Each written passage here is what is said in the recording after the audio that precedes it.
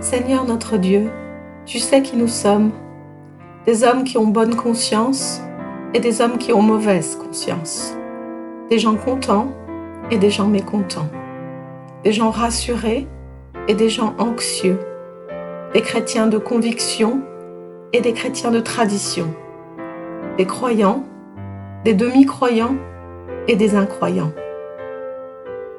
Et tu sais d'où nous venons, du cercle de nos parents, de nos amis et connaissances, ou bien d'une grande solitude, d'un bien-être paisible ou de toutes sortes de difficultés et de tourments, de rapports familiaux harmonieux, tendus ou brisés, du cœur de la communauté chrétienne ou de sa périphérie. Maintenant, nous voici tous devant toi, dans nos différences, tous égaux par le fait que nous sommes tous dans notre tort vis-à-vis de toi et les uns à l'égard des autres. Égaux parce que nous devrons tous mourir un jour. Égaux parce que nous serions tous perdus sans ta grâce. Mais égaux aussi parce que ta grâce nous est à tous promise et accordée. Nous sommes réunis pour te louer en te laissant nous parler. Qu'il en soit ainsi pendant ce temps, nous te le demandons au nom de ton Fils, notre Seigneur Jésus-Christ. Amen.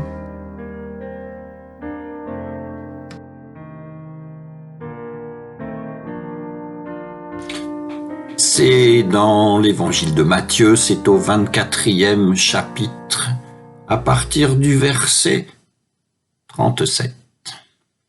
Tels furent les jours de Noé, tel sera l'avènement du Fils de l'homme. Car de même qu'en ces jours d'avant le déluge, on mangeait, on buvait, on se mariait, on se donnait en mariage, on faisait tout ça. Jusqu'au jour où Noé entra dans l'arche, et on ne se doutait de rien jusqu'à ce que vint le déluge, qui les emporta tous. Tel sera aussi l'avènement du Fils de l'homme. Alors 2 hommes seront au champ, l'un est pris et l'autre laissé. 2 femmes sont en train de moudre à la meule. L'une est prise, l'autre laissée. Veillez donc, car vous ne savez pas quel jour votre Seigneur va venir. Et ce que vous savez, c'est que si le maître de maison connaissait l'heure de la nuit à laquelle le voleur va venir, il veillerait et ne laisserait pas percer le mur de sa maison. Voilà pourquoi vous aussi tenez-vous prêts, car c'est à l'heure que vous ignorez que le Fils de l'homme va venir.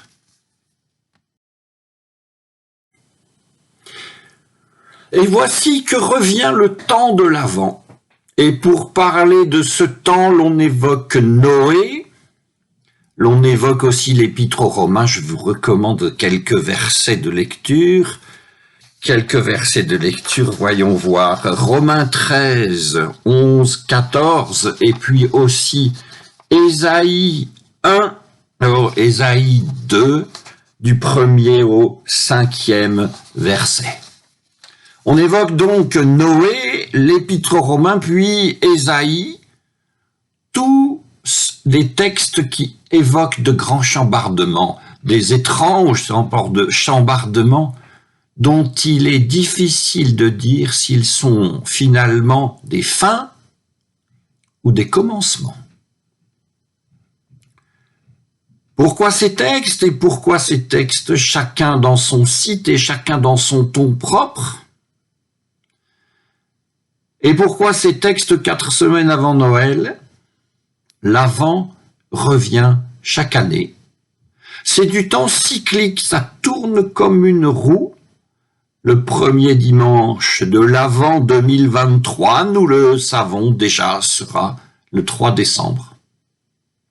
Mais avec et pendant ce temps, il se passera aussi un temps linéaire.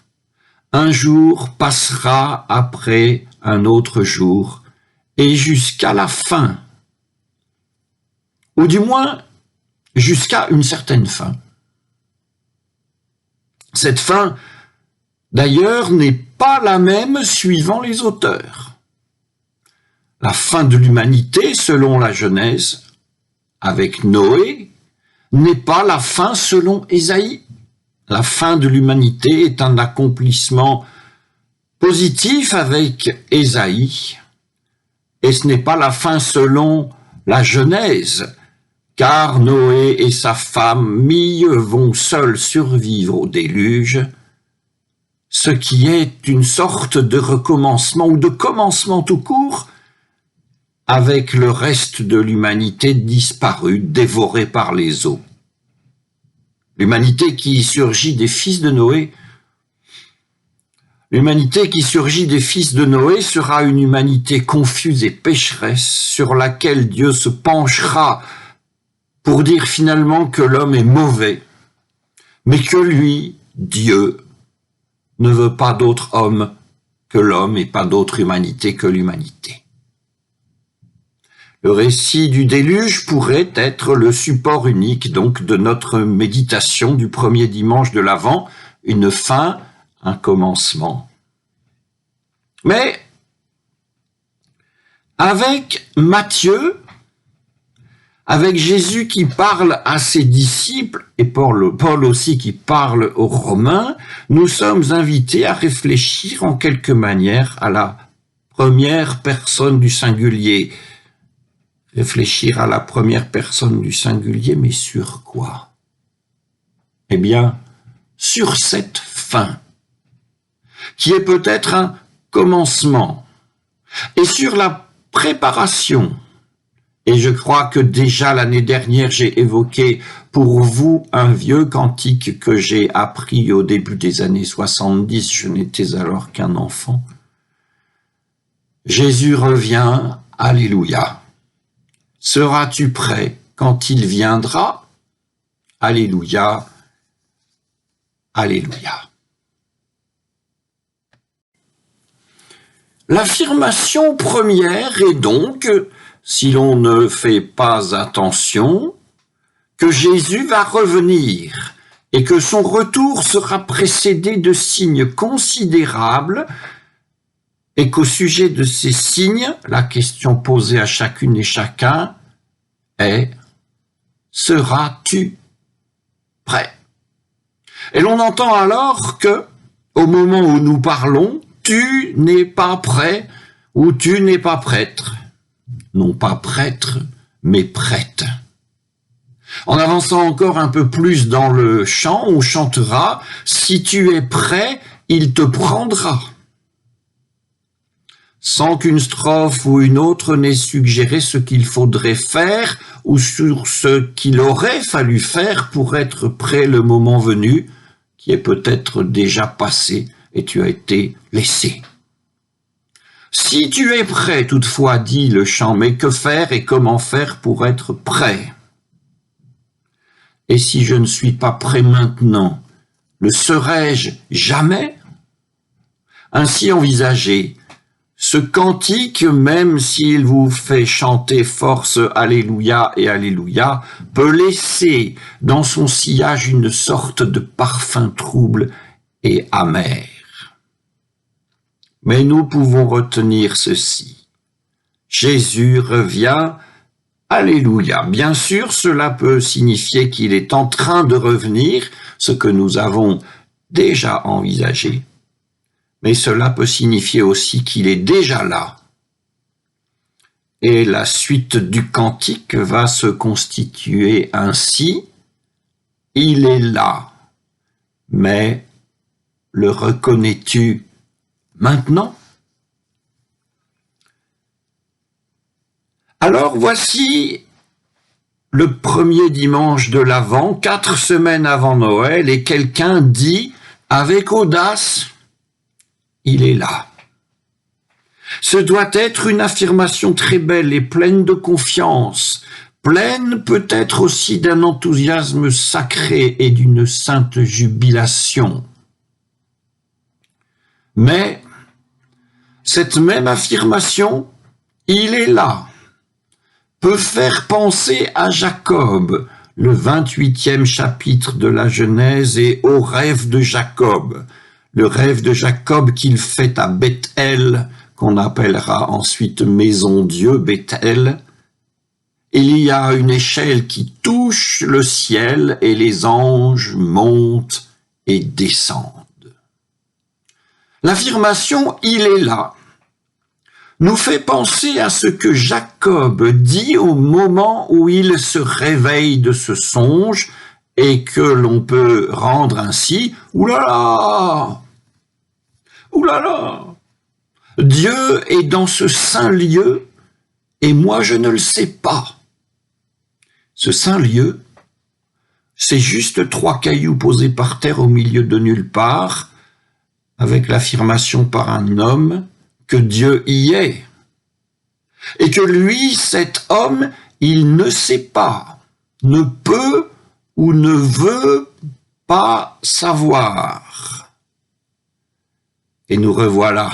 Jacob ou n'importe quel autre, est-il prêt lorsque Dieu est là? Est-il prêt à voir Dieu au milieu de nulle part avec 3 cailloux posés par terre? Eh bien, voyez-vous, si nous reprenions exactement le même vocabulaire en nous transportant en pensée au temple de Jérusalem, qui ne serait pas prêt à y voir Dieu? Qui ne serait pas joyeux, voire tout plein d'orgueil, à savoir que Dieu est là et que sa maison est parmi nous? Ceci dit, Dieu ou Jésus, même si il suffit d'un songe pour Jacob, Dieu ou Jésus, à quoi allons-nous reconnaître qu'il est là?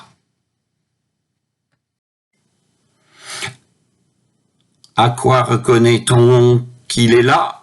Eh bien, il y a toute une série de dimanches, toute une série de textes et de sermons qui s'achèvent dans une sorte d'apothéose qu'on nomme Fête du Christ roi ou encore Fête du Christ roi de l'univers. C'est pas vraiment une fête protestante, mais elle est là dans le lectionnaire et elle mérite qu'on s'y intéresse un peu. C'est comme si la flèche du temps linéaire avait atteint son but. C'est Jésus qui, ayant revêtu la toute-puissance divine, l'emporte définitivement sur toute autre puissance. Ou encore, c'est le plein accomplissement de l'Exode lorsque s'effondrent les murailles de Jéricho, Josué 6. Ou encore, la divine présence qui revient de l'Est vers l'Ouest pour recommencer à demeurer dans l'intérieur du temple restauré. Ce sont des triomphes, et il est aisé de reconnaître là Dieu et de reconnaître là Jésus vainqueur, s'il s'agit bien de lui. Mais est-ce lui? Et revoici notre question. Serons-nous prêts à le reconnaître? Serons-nous prêts à le reconnaître en triomphateur, bien sûr? Mais serons-nous prêts à le reconnaître du point de vue, par exemple, des habitants de Jéricho, massacrés jusqu'au dernier? Ou serons-nous prêts à le reconnaître dans les laissés pour compte du jugement dernier? 2 hommes seront au champ, l'un sera pris et l'autre laissé. Jésus, vous le voyez où? Lui ou l'autre? Lui, mais pourquoi pas moi? Oui, Christ, roi de l'univers, chacun est. Tous sont, je pense, prêts à le reconnaître, évidemment. Mais ça n'est pas si simple. Parce que même si quelqu'un affirme que tel est Dieu, le monde est aussi tel qu'il est. Il y a la beauté et le triomphe, même le triomphe de Dieu si l'on veut, mais il y a aussi autre chose. Il y a le monde qui est monde et entre autres drames, il y a les guerres en cours avec leur cortège infernal de dommages collatéraux. Le Christ en gloire, serait-il là-dedans? Seras-tu prêt à dire que c'est ainsi qu'il vient et que c'est ainsi que tu le reconnais? Le dire sera, par rapport au Christ, descendre déjà d'un cran. Et ça va descendre d'un cran supplémentaire, parce que parler des dommages collatéraux d'une guerre, c'est encore parler avec des mots abstraits. Mais il y a des corps déchirés, il y a des gens aussi que le fer et le feu ont épargnés, mais qui ont tout vu, tout entendu, et dont la vie sera un enfer, parce qu'ils ne trouveront plus jamais le sommeil. Seras-tu prêt? Reconnaîtras-tu le Christ? Reconnaîtras-tu le Christ? Et il ne s'agit pas d'un grand consolateur que chacun veut rencontrer, mais du mal, du ravage lui-même. Et la descente continue. Elle doit continuer, car ces gens ont des noms que nous pourrions connaître. Cette descente doit continuer aussi parce que parmi ces gens, sous les bombes et en Judée occupée, il y en a qui sont en train de mettre au monde la prochaine génération. Et comment cela se passe-t-il? Des enfants, des rien du tout. Cela se passe comme ça, avec une mortalité infantile considérable, autant jadis, et comme si cela ne suffisait pas, des massacres viennent compléter ce menu des horreurs. Matthieu, le second chapitre. Seras-tu prêt? Pour que tout en bas, un enfant totalement anonyme et incroyablement faible, le très bas de Christian Bobin, survive et soit reconnu juste dans sa survie, juste dans la possibilité de sa survie, et rien d'autre comme espérance pour toute l'humanité. Voyez-vous? Du triomphe cosmique à la fragilité absolue d'un nouveau-né anonyme sur un terrain de guerre. Peut-on descendre encore plus bas? Oui. Nous pouvons toujours recueillir un plus affreux récit. Nous le savons, mais ça n'est pas pour cela que nous méditons. Voyez-vous, le temps cyclique passe par un certain point bas, c'est entendu, et dépouille ainsi le croyant de certitudes superflues, et c'est de là ensuite que vient et revient la vie, dans la révolte et dans les larmes, peut-être, mais c'est de là qu'elle revient. Amen.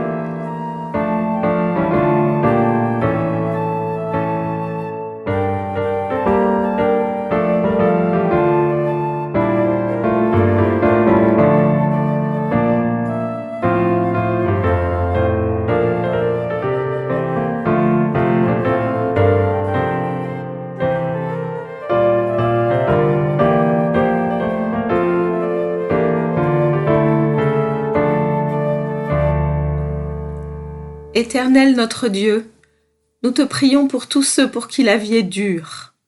Elle est dure pour nous et elle est dure pour beaucoup. Dure à cause du manque de travail ou du manque d'argent. Dure à cause de l'inquiétude et de la peur. Inquiétude pour nos aînés, isolés parfois au cœur même de leur maison de retraite. Inquiétude pour nos jeunes, désorientés dans leurs études ou leurs choix professionnels. Inquiétude pour les malades et les mourants qui nous sont proches et qui luttent. Inquiétude pour l'avenir de notre monde, dont les gouvernants semblent parfois si peu sages. Et nous nous souvenons de la longue nuit de Gethsémani. Mais lorsque ton fils Jésus, sur les chemins de Palestine, a rencontré des humains frappés par le mal, le malheur ou l'adversité, il ne s'est pas laissé décourager. Il a toujours soutenu, relevé, guéri. Nous ne sommes pas capables de ce toujours, Mais nous pouvons, à son exemple, essayer de ne pas nous apitoyer sur notre propre sort, garder au cœur le souci d'autrui plus que celui de notre propre personne, et agir modestement là où nous sommes. Alors oui, nous te le demandons, ne nous laisse pas nous complaire dans la colère et le ressentiment. Ne nous laisse pas sombrer dans un catastrophisme mortifère. Ouvre nos yeux et nos oreilles, afin que nous repérions partout les germes de l'espérance. Aide-nous à en donner nous-mêmes à nos frères et à nos sœurs.